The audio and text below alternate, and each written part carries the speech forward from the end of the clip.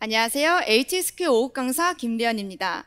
제가 오늘 준비한 내용은요, 바로 장문 80자 완성팁입니다. 자, 그럼 우리가 80자 내용 채우기에 앞서서 문장 하나 만들고 시작해 볼게요. 자, 나는 그에게 감동받았다. 중국어로 我给他受到感动了. 我给他受到感动了. 이렇게 써도 괜찮을까요? 자, 이렇게 쓰시면은 안 됩니다. 그럼 어떻게 해야 되냐면요, 我被他感动了. 我被他感动了. 이렇게 쓰는 것이 맞아요. 자, 많은 학생들이 중국어 작문할 때 틀리는 부분이요, 한국어의 뜻을 그대로 갖고 오는 경우인데요. 자, 바로 첫 번째 문장에 그런 오류가 나왔습니다. 그럼 저랑 같이 한번 보도록 할게요. 자, 我给他, 나는 给他 하면서 그에게란 표현을 게를 많이 이용한단 말이에요. 자, 하지만 중국어 게이라는 단어는요, 누구에게 뭔가를 해준다는 데 쓰는 말이에요. 예를 들자면 내가 그에게 커피 한 잔 사주다, 혹은 내가 그에게 영화 한 편을 보여주다 할 때 쓰는 말이거든요. 하지만 우리가 지금 쓰려고 하는 문장은 감동받았다는 얘기예요. 뭔가를 감동을 받아준다는 얘기가 아니잖아요. 그렇기 때문에 게를 쓰는 것은 적절하지 않다. 그럼 대신에 어떤 단어를 쓰는 거냐면요, 지금 두 번째 문장에 쓰여져 있는 被자, 이 단어를 이용하는 겁니다. 자, 被라는 단어는 누구에 의해 당하다는 뜻으로서 여러분들이 문법 시간에 피동문으로 많이 봤을 겁니다. 자, 그래서요, 我被他 이렇게 썼을 경우에 나는 被他 그에 의해, 그 다음에 당하다는 이가 여기 등장하는 건데요, 감동이 감동하다는 말도 있지만 감동시키다는 말도 있어요. 그래서 피동을 쓰게 된다면 감동시킴을 당하다, 즉 자연스럽게 감동받았어요 라는 문장을 쓸 수가 있다는 거예요. 자, 그렇다면 우리가 작문을 하기 위해서는 이와 같이 단어를 정확하게 이용할 수 있어야 되고, 그 다음에 우리가 배웠던 문법을 응용한 연습이 필요할 겁니다. 그럼 이러한 연습 과정을 거치게 되면은 그 다음에 우리가 80자 작문을 시작하시면 되는데요. 자, 그럼 80자 작문은 우리가 어떻게 내용을 구성하면 될지, 어떻게 내용을 채우면 될지 계속 한번 보도록 하겠습니다. 자, 앞에 5개의 단어가 나와 있는데요. 바로 HSK 5급 99호 문제가 5개의 단어를 이용해서 80자 작문을 완성하는 문제이죠. 그럼 여러분들이 이 문제를 만났을 때 이 단어를 이용해서 어떤 소재로, 어떤 주제로 글을 쓸 건지 먼저 정하는 거예요. 자, 그럼 앞에 어떤 단어가 나와 있는지 저랑 같이 한번 알아볼게요. 자, 첫 번째 단어입니다. 感动, 感动. 자, 이 단어의 뜻은 감동하다는 뜻이고요, 혹은 감동시키다는 뜻도 있습니다. 자, 그래서 우리가 앞에 봤듯이 피동문에 쓰게 된다면 감동받다란 말까지 할 수 있는 단어죠. 자, 두 번째 단어입니다. 外公, 外公. 이 단어의 뜻은 외할아버지예요. 외가 쪽에 계신 할아버지를 우리는 外公이라 부를 수 있습니다. 자, 세 번째 단어입니다. 纪念日, 纪念日. 자, 이 단어의 뜻은 기념일이고요. 우리가 보통 결혼기념일이나 독립기념일 이런 내용을 하고 싶을 때 纪念日 이용하시면 돼요. 자, 네 번째 단어 庆祝, 庆祝. 자, 이 단어의 뜻은 경축하다는 뜻이고요. 쉽게 생각했을 때 어떤 특별한 날을 축하한다, 어떤 기념일을 축하한다 라는 표현을 하고 싶다면 칭주를 이용할 수 있어요. 자, 마지막 단어 찬팅입니다. 찬팅. 자, 이 단어의 뜻은 식당이고요. 어떤 음식이 잘 차려진 식당을 중국어로 보통 찬팅이라 부를 수가 있습니다. 자, 이렇게 우리가 단어를 한번 살펴보았고요. 이 단어를 이용해서 주제를 정하면 되는데, 자, 저는 이 중에서 기념이라는 단어가 눈에 띄기 때문에 기념일에 관한 이야기를 한번 정리해 보려고 해요. 자, 그 다음에 그럼 우리는 뭘 해야 되냐면요, 여기 두 번째 나와 있는 것처럼 서론, 본론, 결론에 맞춰 글을 구상하는 겁니다. 자, 만약에 여러분들이 무작정 글을 쓰게 된다면 어떻게 시작해야 될지, 그리고 어떻게 끝맺어야 될지 정리가 되지 않은 상태이기 때문에 글을 쓰다가 수정하는 작업이 많이 필요할 거예요. 그러다 보면은 시간이 많이 지체가 되겠죠. 그렇다면 우리는 차라리 먼저 어떤 글을 쓸 건지 정리하고 난 뒤에 글을 쓰는 것이 시간을 지체하지 않고 아낄 수 있는 방법이 될 수 있다는 거예요.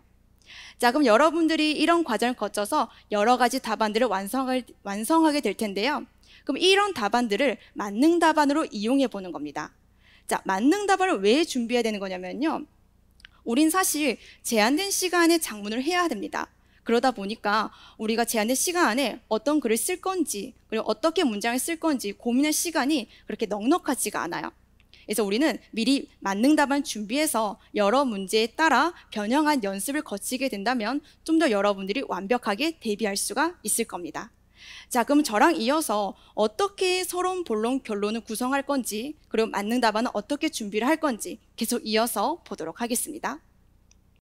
자, 그러면 서론부터 저랑 같이 한번 정리해 보겠습니다. 자, 서론은 이야기가 시작되는 단계이죠. 자, 그렇기 때문에 이야기의 배경이 될 수 있는 인물, 시간, 장소를 여러분들이 같이 시작하는 것이 좋습니다. 자, 물론 3가지를 다 써도 괜찮고요. 아니면 1개에서 2개 정도 설정해도 괜찮습니다. 자, 그럼 이 중에서도 우리가 제시어를 이용하는 것이 가장 좋을 텐데요. 자, 저는 오늘 와이공, 외할아버지라는 인물 단어를 이용해서 한번 서론을 시작해 보겠습니다. 자, 그리고 아까 우리 그 전에 기념일에 관해서 이야기를 쓰기로 했었기 때문에 서론에다가 외할아버지가 기념일 축하를 위해서 뭔가를 준비하십니다. 이렇게 시작하는 것이 좋을 것 같아요. 자, 그러면 서론에다가 우리가 와이공, 외할아버지 쓸 수 있고요. 그 다음에 치니를 요것도 서론에 쓸 수 있고요. 그 다음에 우리가 아까 기념일을 축하한다는 말을 할 때 4번째 단어인 칭주도 쓸 수 있다 했었죠. 그래서 칭주도 서론에 한번 써보는 거예요. 자, 그 다음에 이제 여러분이 본론에다가는요, 구체적인 이야기들로 내용을 정리해 주시면 됩니다. 그럼 마찬가지로 제시어에 등장하는 단어들을 이용하는 게 가장 좋을 텐데요. 자, 우리가 보통 기념일은 특별한 장소 가서 축하하는 경우가 많기 때문에 저는 제시어 중에서 찬팅을 한번 이용해 보려고 합니다. 그래서 식당에 데려가서 기념일을 뭔가 축하한다. 근데 만약에 여기서 내용이 부족할 것 같으면요, 자유롭게 좀 더 내용을 추가해도 상관은 없습니다. 그러면 저는요, 기념일은 보통 선물을 주고받는 일이 많기 때문에 선물 이야기도 한번 추가해서 본론 한번 채워보도록 할게요. 자, 마지막에 여러분들이 이제 결론 채워주시면 되는데요. 결론 같은 경우에는 이야기가 어떻게 끝났는지 결말에 쓰시거나 아니면은 자, 이 일들을 통해서 인물들이 어떤 것을 느꼈는지 그렇게 마무리하는 것도 괜찮아요. 그러면 남아있는 제시어인 간동을 이용해서 오늘은 우리가 느낀 점을 한번 마무리 한번 해보도록 하겠습니다. 그래서 간동까지 결론에 한번 써보겠다. 자, 이렇게 한번 우리가 내용 구성을 해보니까요, 서론, 본론, 결론 내용도 끝이 났고 그 다음에 그 이야기에 맞게 어떤 제시어를 쓸 건지 우리가 다 정할 수가 있었죠. 자, 그럼 이렇게 이용해서 어떤 답안을 완성했는지 저랑 같이 이어서 보도록 하겠습니다. 자, 앞에 서론, 본론, 결론에 맞춰서 제가 미리 답안을 완성해서 왔습니다. 자, 이 답안에는요, 지금 빨간색 글씨로 표시된 것들이 바로 앞에서 봤던 제시어라 보시면 되겠고요. 그 제시어 맞게 제가 80자로 완성해서 왔어요. 자, 그럼 우리가 어떻게 글을 썼는지 해석하기에 앞서서 우리가 글을 쓰는 규칙 하나 말씀드리고 시작하겠습니다. 자, 우리가 80자 단문 쓴다는 것은 단락에 맞게 쓸 필요가 있다는 얘기인데요. 자, 중국의 단락을 나누는 방법은 바로 이와 같이 2칸을 먼저 띄어쓰고 시작하는 겁니다. 자, 만약에 원고지에 맞게 쓴다면 원고지 2칸 띄어쓰고 3번째 칸부터 시작하면 되는 거고요. 만약에 컴퓨터로 쓴다면 여러분 스페이스바 2번 누르고 3번째 칸부터 글을 쓰기 시작하시면 돼요. 자, 그러면요, 여기까지 제가 주의할 점 말씀드렸으니까요, 어떻게 글을 썼는지 계속 저랑 같이 보도록 하겠습니다. 자, 첫 번째 말입니다. 为了庆祝结婚纪念日. 자, 为了라는 단어가 무엇을 위해서란 뜻이죠. 무엇을 위해서? 庆祝, 축하하기 위해서요. 结婚, 结婚, 결혼이에요. 그래서 결혼 기념일을 축하하기 위해서 我外公买了, 저의 외할아버지는 샀습니다. 무엇을요? 一条围巾. 자,围巾이라는 단어는 목도리란 뜻이죠. 그래서 목도리를 하나 샀어요. 자, 그리고요, 作为礼物. 여기 등장한 作为란 단어는요, 무엇이라고 여기다, 무엇이라고 삼다는 뜻이에요. 그래서 무엇으로 삼았대요? 礼物, 선물로 삼았습니다. 아, 그래서 목도리 하나 사가지고요, 선물로 삼았대요. 선물로 목도리 샀다, 이렇게 이해하시면 돼요.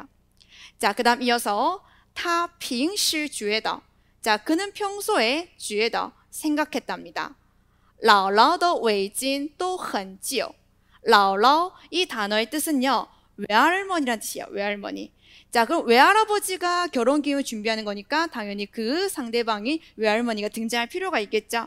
그래서 외할머니의 웨이진, 목도리가 또很旧, 매우 낡았다라고 생각했답니다. 자, 그래서 他应该需要新的.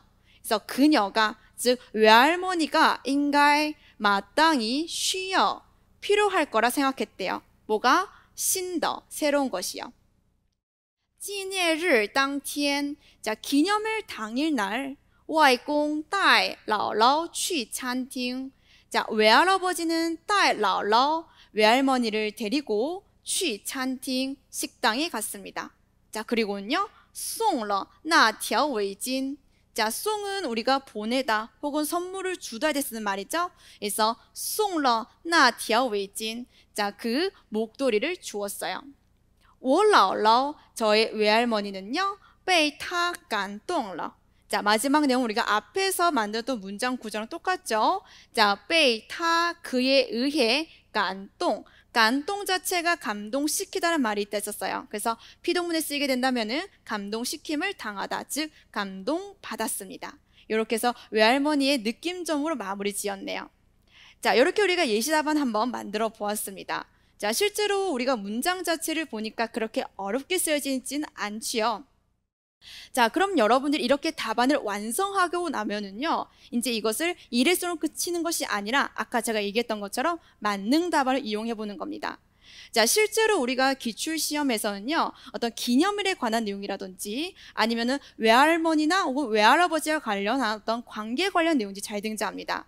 자, 그래서 저는 실제로 이 답안을 어떻게 쓰라고 하냐면요, 자, 이렇게 기념일, 선물, 연인, 기타 관계 관련 단어가 등장했을 때 이 답안을 변형하라고 얘기를 해요.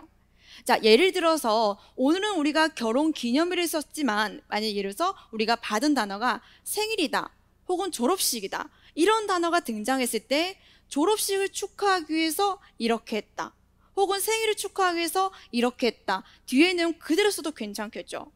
자, 만약에 우리가 외할아버지가 등장한 게 아니고 뭐 외삼촌이나 고모가 등장했다 가정해 볼게요. 자, 그러면 이 단어를 그대로 쓰면서 이 내용 그대로 쓰면서 우리 오아이꽁 외할아버지 대신에 고모나 우리가 외삼촌 한번 써본다는 겁니다. 그러니까 이런 식으로 여러분들이 그 문제에 맞게 조금씩만 변형하는 연습까지 거치게 된다면 여러분이 이 답안을 충분히 여러 번 이용할 수가 있을 거예요.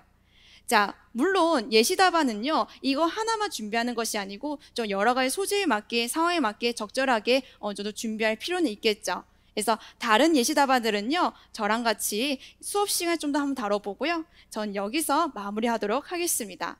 자, 그럼 여기까지 HSK 5급 강사 김대현입니다. 감사합니다.